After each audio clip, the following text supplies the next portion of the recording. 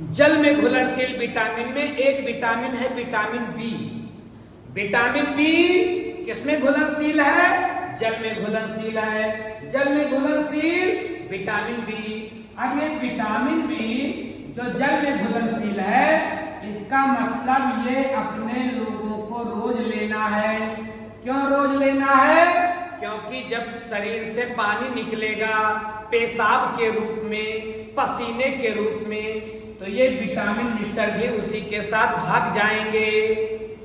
शरीर का पानी निकलेगा, पानी के साथ ये भी 1 2 3 हो जाएंगे। कौन? Vitamin B. विटामिन बी एक ऐसा विटामिन है जो जल में घुलनशील है। विटामिन बी का परिवार बहुत बड़ा है। विटामिन बी के परिवार का जो पहला सदस्य है उसको हम कहते हैं विटामिन B1।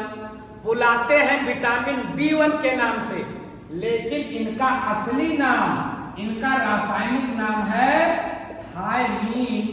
तो विटामिन B1 का रासायनिक नाम थायमीन।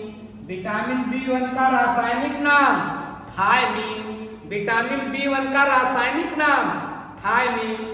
अगर अपने लोगों के शरीर में विटामिन B1 की कमी हो गई तो क्या झंझट हो जाएगा? बड़ा झंझट हो जाएगा। तो एक बीमारी हो जाती है जिसे बोलते हैं बेरी बेरी। विटामिन B1 की कमी से बेरी बेरी। विटामिन B1 की कमी से बेरी बेरी। विटामिन B1 की कमी से बेरी बेरी। थायमीन की कमी से बेरी बेरी। ये बेरी बेरी बाबू 2 किस्म की होती है। अगर ये दिमाग खराब करे तो शुष्क बेरी बेरी। शुष्क बेरी बेरी मतलब दिमाग खराब करे, दिमाग को, तंत्रिका तंत्र को डैमेज करने वाली बेरी बेरी शुष्क बेरी बेरी। और अगर अपने लोगों के दिल को खराब करे तो गीली बेरी बेरी। दिल और दिमाग का विटामिन विटामिन B1, दिल और दिमाग का विटामिन विटामिन B1। दिल खराब होगा गीली बेरी बेरी, दिमाग खराब होगा शुष्क बेरी बेरी। तो शुष्क बेरी बेरी में कौन सा अंग डैमेज होगा? दिमाग। और गीली बेरी बेरी में कौन सा अंग डैमेज होगा? दिल। ध्यान रखें, बेरी बेरी शुष्क और बेरी बेरी गीली। एक शुष्क वाला किसको डैमेज करेगा? अपने दिमाग को। और गीली बेरी बेरी किसको डैमेज करेगी? अपने दिल को। तो आप कह सकते हो दिल दिमाग का विटामिन विटामिन B1 या दिल दिमाग का विटामिन थायमीन। अब आप ये जान लें कि अगर ये विटामिन कम हो गया अपने लोगों के शरीर में और क्या क्या झंझट खड़ा कर देगा। बाबू ध्यान रखें, अगर ये विटामिन कम हो गया तो दिमाग और पेशी का संतुलन बिगड़ जाएगा। दिमाग कहेगा कि चलो, पेशी चलेगी ही नहीं। दिमाग कहेगा खाओ, हाथ चलेगा ही नहीं। कुछ और करने लगेगा तो समझ लीजिए कि बेरी बेरी हो गया है। और ध्यान रखें, अगर इस विटामिन की कमी हो गई तो अंग विशेष में लकवा मार सकता है। हो सकता है कोई अंग कामे न करे। कभी कभी अपने लोग बैठे रहते हैं, झुनझुनी पकड़ लेती है। कुछ लोगों को बार बार झुनझुनी पकड़ती है।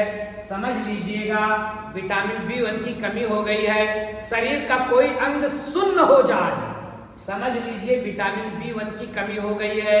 छाती में अचानक दर्द उठे, मतलब दिल का मामला कुछ हो जाए, हार्ट का मामला हो जाए, तो समझिए विटामिन B1 की कमी है। बहुत झंझट हो सकता है। अगर ऐसे लक्षण दिखाई पड़े तो आप समझ सकते हैं कि कई कारणों में एक कारण ये भी हो सकता है कि विटामिन B की कमी हो गई हो, विटामिन B1 की कमी हो गई हो। अब आप बोलोगे सर क्या करें कि विटामिन B1 की कमी ना हो, हमारा दिल, हमारा दिमाग दुरुस्त रहे। क्या करें? बाबू कुछ नहीं करना है, बस भोज्य पदार्थ का ध्यान रखना है। क्या खाना है सर? खाना है साबुत अनाज। साबुत अनाज माने चोकर सहित अनाज। अपने लोग इतने बेवकूफ हैं कि गेहूं का अंदर वाला मसाला तो हम खाते हैं और ऊपर वाला महत्वपूर्ण मसाला जानवरों को दे देते हैं। चोकर में बहुत पौष्टिक पदार्थ पाए जाते हैं, लेकिन उसको घर की गैया भैंसिया खाती है।